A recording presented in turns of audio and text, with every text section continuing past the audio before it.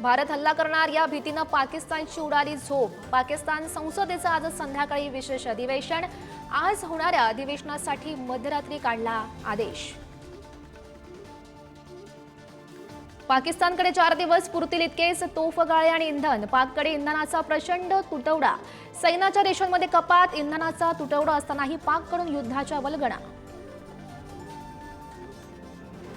संयुक्त राष्ट्र सुरक्षा परिषदेची आज बैठक। भारत पाकिस्तान तणावादरम्यान बैठकीचं आयोजन। भारताकडून दहशतवाद आणि पाकिस्तान विरोधात कठोर भूमिका मांडली जाणार। पंतप्रधान मोदींच्या कार्यकाळात देशाला जे वाटतं तेच होणार। संरक्षण मंत्री राजनाथ सिंग यांचा पाकला इशारा। देशाकडे कोणी वाकड्या नजरेनं पाहणाऱ्यांना सोडणार नाही, राजनाथ सिंग यांनी ठणकावलं। पाकिस्तान विरोधात भारताचं आणखी एक पाऊल। भारतानं चेनाब नदीवरील बागलिहार धरणातून पाण्याचा विसर्ग थांबवला। झेलम नदीवरील किशनगंगा धरणावरील प्रवाह देखील थांबवला जाण्याची शक्यता।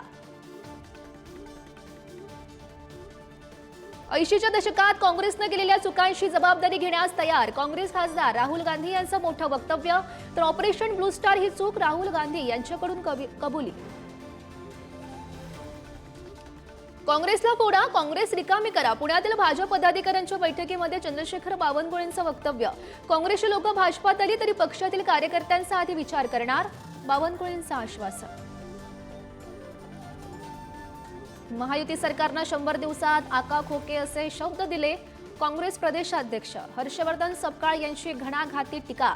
महायुती सरकारनं जनतेची घोर फसवणूक केली, सपकाळ यांचा निशाणा। ई बाईक टॅक्सीला महाराष्ट्र ऑटो रिक्षा चालक मालक संघटनेचा तीव्र विरोध। 21 मे रोजी राज्यव्यापी आंदोलन करण्याचा निर्णय। ई बाईक टॅक्सीमुळे 15 लाख रिक्षा चालकांचा रोजगार धोक्यात। आज 12वीच्या परीक्षेचा निकाल जाहीर होणार। आज दुपारी 1 वाजता निकाल जाहीर होणार। राज्य शिक्षण मंडळाची माहिती। सकाळी 10 वाजता शिक्षण मंडळाची पत्रकार परिषद। राज्यामध्ये उद्यापासून 3 दिवस गारपिटीचा इशारा। विजांच्या कडकडाटासह मुसळधार पावसाचा अंदाज। तर मुंबई, ठाणे आणि पालघरसाठी 6 आणि 7 मे रोजी पावसाचा येलो अलर्ट जारी। हळदीच्या कार्यक्रमात बैल उधळला। कल्याणी शिरोळवरील पडले गावातला हा प्रकार। बैल उधळल्याचा व्हिडिओ व्हायरल। बैलानं अनेकांना तुडवलं।